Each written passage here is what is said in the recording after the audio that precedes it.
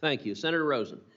Thank you, Mr. Chairman, and I'd like to ask unanimous consent for something to be submitted to the record, because I'd like to ask for Senator Moreno to submit to the committee how he obtained our personal VIN numbers, what he plans to do with them, and appears to be a clear overreach and violation of our privacy and not accurate as to what he said, especially about, I can talk about my own vehicles. And so I'm asking for unanimous consent to find out what he is trying to find out about my automobile ownership. The VIN numbers are displayed on the windshield of the car. So I'm not going to get back and forth and use my time. So you went into my garage Nope. in Las Vegas to find the VIN number on my car. You have a car that you drive here, or do you walk? Mr. Chairman, I'll talk to you after, but I do not have a car that I drive here, sir. You drive in a car here? That is my staff's car. So you're not concerned about your staff safety? I am not going to get back and forth with you. I am just telling you that I'm asking unanimous consent that for you to submit to this committee what VIN numbers you have, whose privacy you violated, and what you plan to do with it. That's all. I'd like to move on to international tourism now. Mr. McCormick, international visitors play a vital role in Nevada's economy, particularly in Las Vegas, where global tourism directly supports tens of thousands of jobs across hospitality, entertainment, and related industries. However, recent challenges include visa processing delays, custom staffing shortages, and limited promotion of the United States as a travel destination. Hindered growth in this sector. If confirmed, what specific steps will you take to strengthen international tourism to U.S. destinations like Nevada? Ensure that the department's policies actively support states that rely heavily on tourism? And how will you measure the economic impact of such efforts?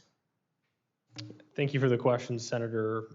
Again, we are engaged in the department on related to the international events that have come up earlier, the World Cup, FIFA. Do you have specific thoughts how you might streamline the visa and customs process so that we can put on all these international events? I'm focused on the authorities within the Department of Transportation. Visa authorities are not in the Department of Transportation. Let me move on to Mr. Edwards then. I understand that in addition to your nomination to serve as Assistant Secretary for Aviation and International Affairs, you're currently serving as the Associate Administrator for the FAA's Office of Airports.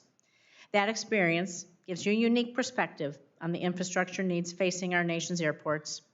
So I want to emphasize how important timely infrastructure investment is for states like Nevada.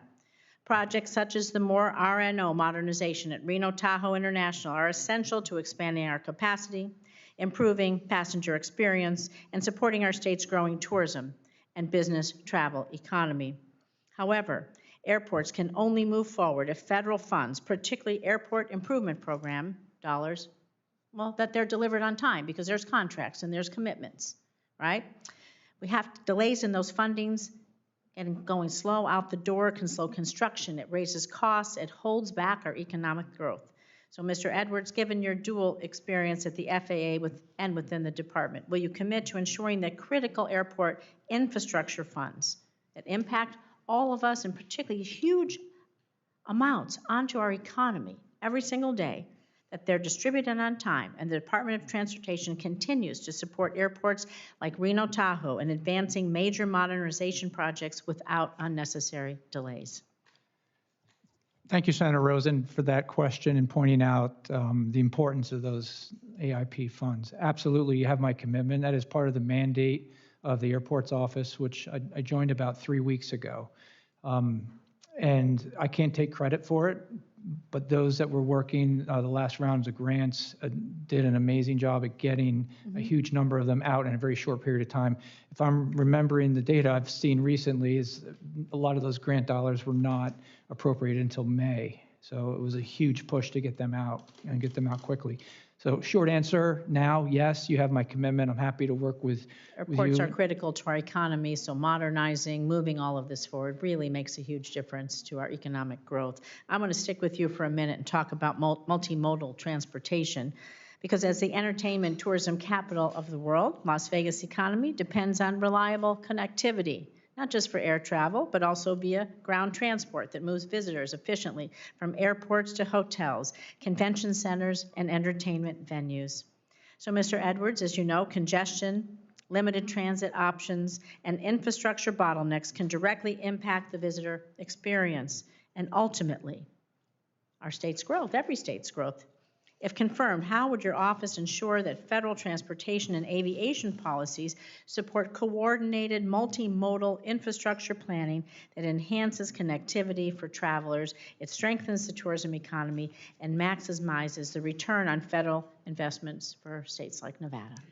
Senator Rosen, thank you for bringing that topic up.